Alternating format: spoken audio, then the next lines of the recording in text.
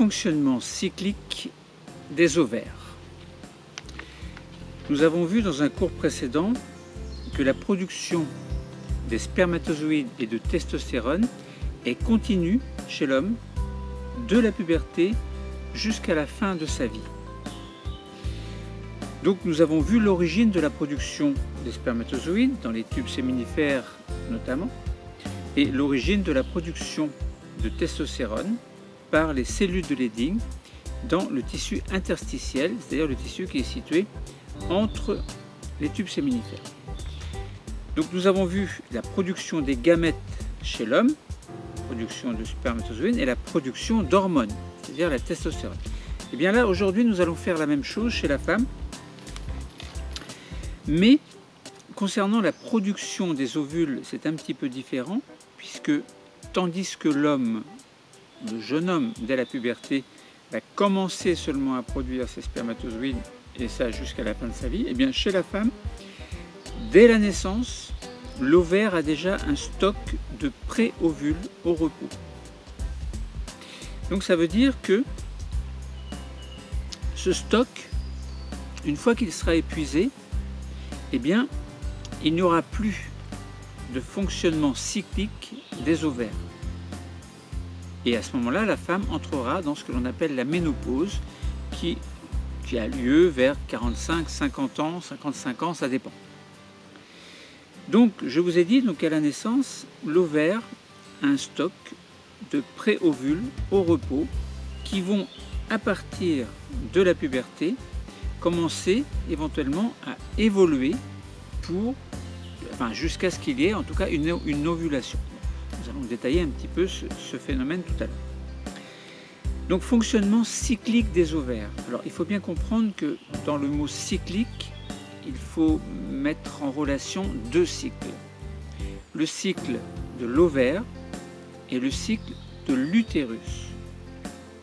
Il faut bien comprendre que l'ovaire, c'est ce qui produit des ovules qui vont entrer à maturité et qui ensuite vont être expulsés pour aller dans la trompe de Fallope au niveau du pavillon, puis se diriger tout doucement vers l'utérus.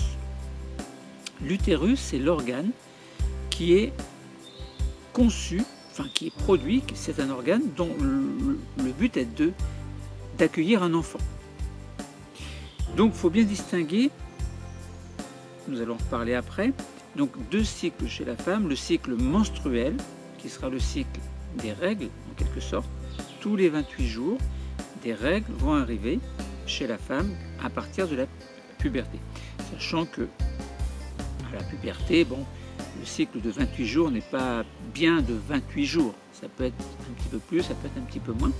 Mais lorsque la femme est arrivée à maturité, eh bien, normalement, les cycles menstruels durent, c'est tous les 28 jours que l'arrivée des règles arrive, entre guillemets. Et deuxième chose, donc le cycle de l'ovaire, là, ce sera tous les 14e jours de chaque cycle de 28 jours.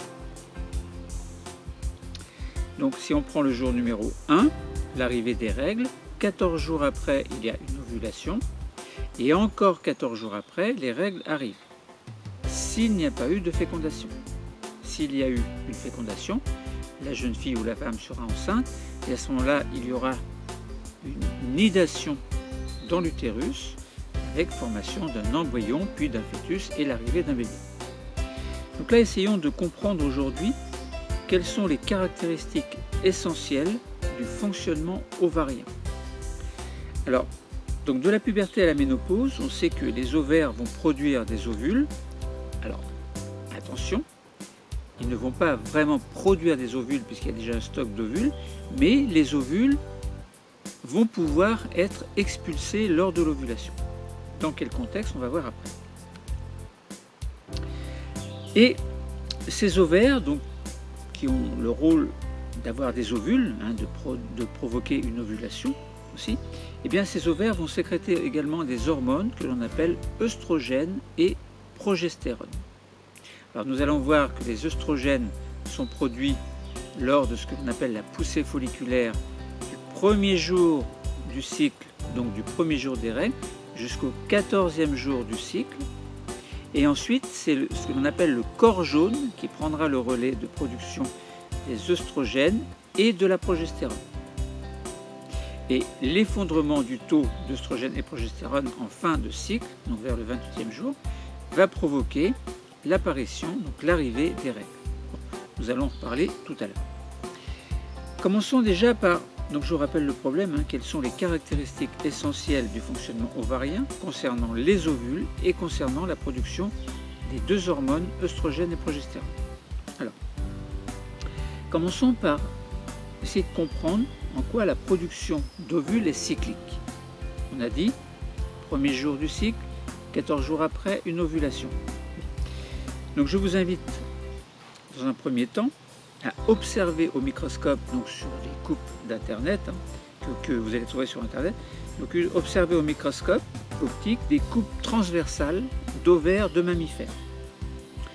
Et vous allez essayer d'identifier les structures ovariennes à différents stades de leur évolution. Alors, à partir de la puberté, l'entrée en fonction des ovaires va se traduire par la production d'un ovule, exceptionnellement deux, on peut en avoir deux expulsés. On sait très bien que quelquefois il y a des jumeaux. Alors les jumeaux, si ce sont des faux jumeaux, ça peut être deux ovules expulsés. Pour les vrais jumeaux, ça peut être un ovule expulsé, puis à un moment donné des divisions cellulaires, cet ensemble, cette masse de cellules peut se séparer en deux pour donner des vrais jumeaux, par exemple. Bon, ça c'est un autre sujet, bon, j'en parle pas aujourd'hui. Donc, pour chaque cycle de 28 jours et au 14e jour de chaque cycle, un ovule est expulsé, éventuellement, en général, il est expulsé. Donc, mais un ovule est expulsé. Mais en général, du 1er au 14e jour, il y a ce que l'on appelle une poussée folliculaire.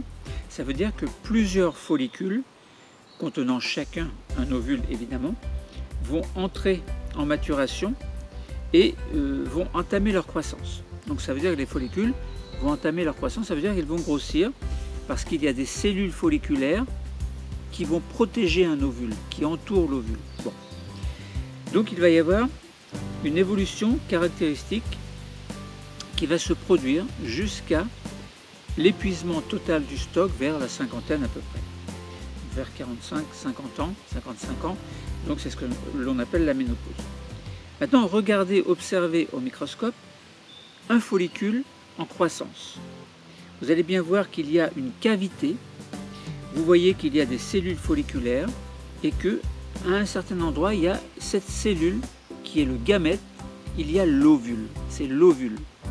Donc l'ovule qui contient dans son cytoplasme, qui contient donc un nombre haploïde de chromosomes, c'est-à-dire 23 chromosomes, dont un chromosome sexuel X. Chez l'ovule, c'est toujours X, il n'y a pas de Y dans l'ovule. Alors, le Y, c'est que pour les spermatozoïdes, donc il y a 50% de spermatozoïdes qui possèdent X et 50% qui possèdent Y. Donc, ça, c'est une parenthèse.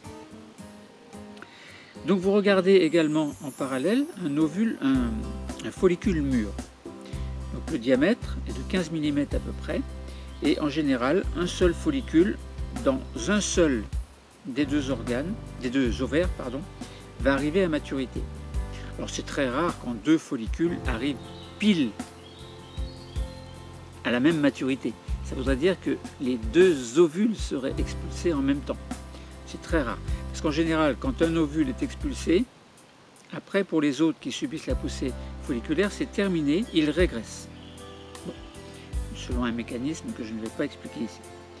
Alors, ensuite, si vous regardez bien, donc une fois que l'ovulation s'est faite, donc une fois que l'ovaire a émis un ovule, une fois que le follicule mûr a éclaté en quelque sorte pour libérer l'ovule qui va aller se mettre dans le pavillon de la trompe de Fallope avant d'arriver à l'utérus, eh bien, il y a, une fois que l'ovulation s'est faite, il y a, donc ce follicule va rester, mais il va évoluer, se transformer en ce que l'on appelle le corps jaune.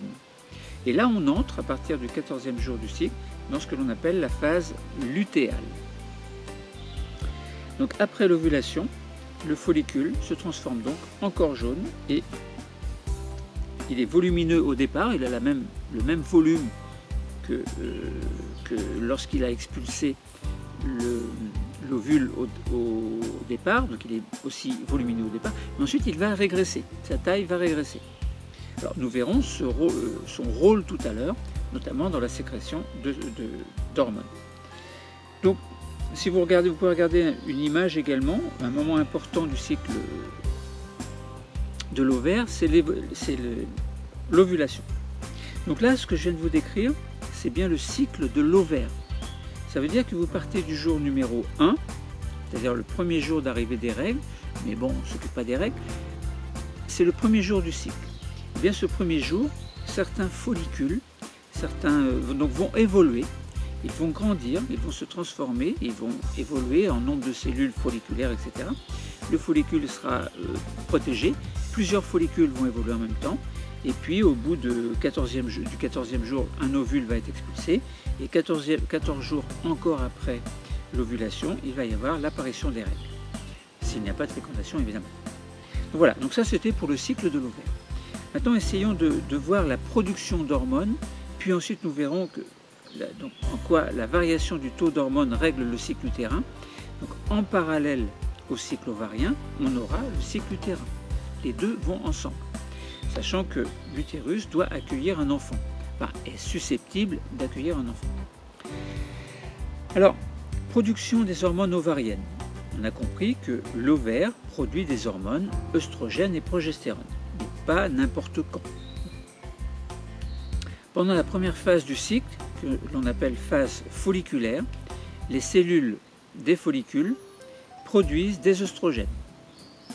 Donc, première phase du cycle, pratiquement que œstrogène. Même si le taux de progestérone existe, il est très faible, très bas. Surtout jusqu'au milieu de la première phase à peu près. Donc il n'y a pas de production d'œstrogène, mais entre le 1er au 14e jour, jusqu'au 8e jour à peu près, il y a très peu de production de progestérone par les cellules folliculaires.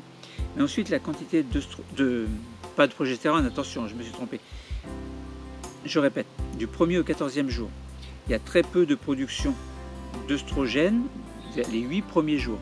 Mais ensuite, les œstrogènes sont produits en quantité assez importante par les cellules folliculaires jusqu'au 14e jour. La quantité est maximale. Et là, à ce moment-là, c'est l'ovulation.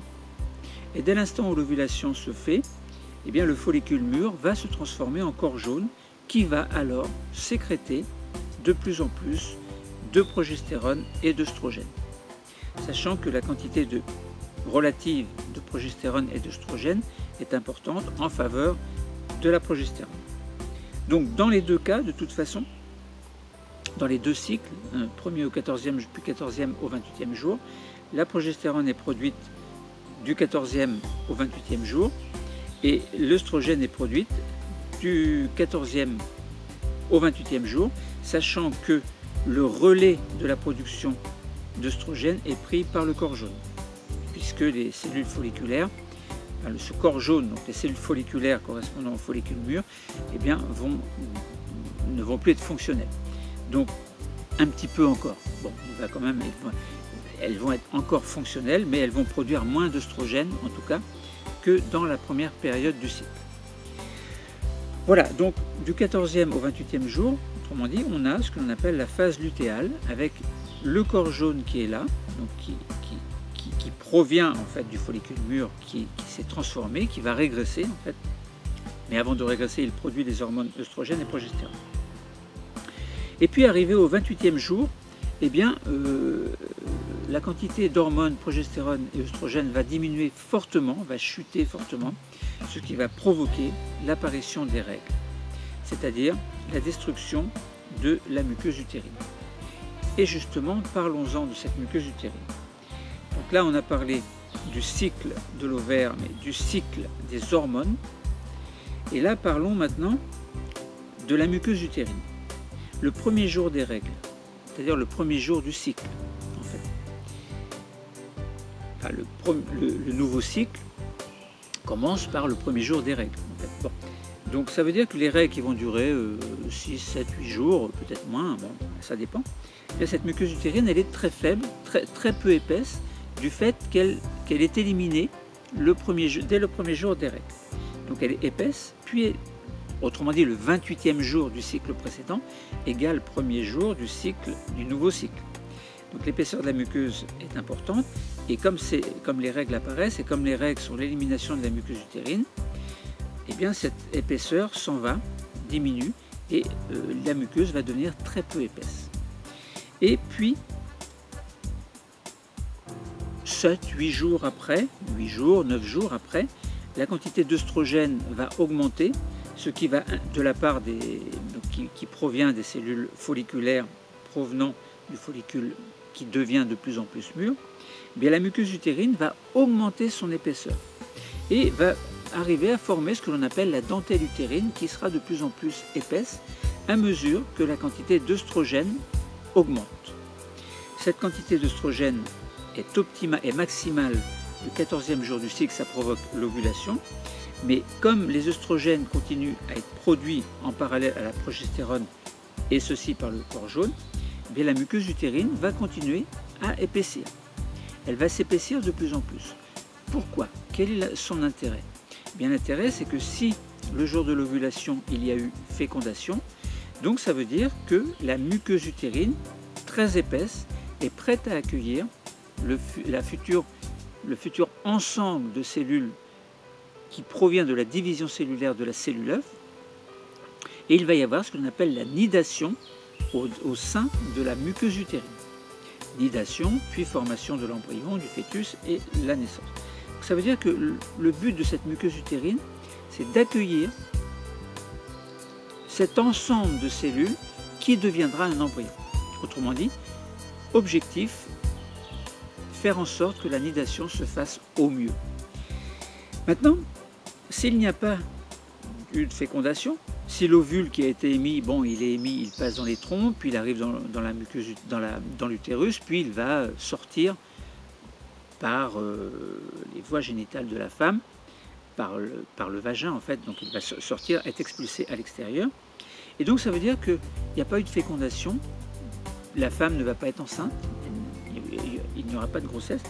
Et dans ce cas, à la chute de la production de testostérone et de progestérone par le corps jaune, donc le 28e jour du cycle, eh bien cette muqueuse va être éliminée, simplement.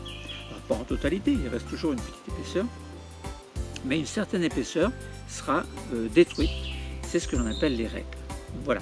Et là, on a bien compris qu'il y a en parallèle au cycle ovarien, c'est-à-dire de production d'ovules, en parallèle au cycle des hormones, et en parallèle, il y a en parallèle le cycle de l'utérus.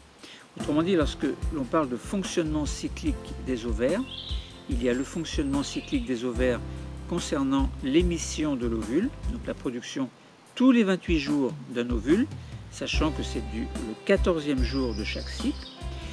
Il y a une évolution de la production, donc de la quantité d'hormones œstrogènes, puis progestérone et œstrogène, de manière cyclique, évidemment, tous les 28 jours. On recommence le même mécanisme, entre guillemets, de production d'hormones d'hormones œstrogènes et progestérone, et évolution en parallèle à cette production hormonale, donc de la muqueuse utérine, avec le premier jour d'arrivée des règles qui est le premier jour du cycle, le 14e jour c'est l'ovulation, le 28e jour c'est l'apparition des règles.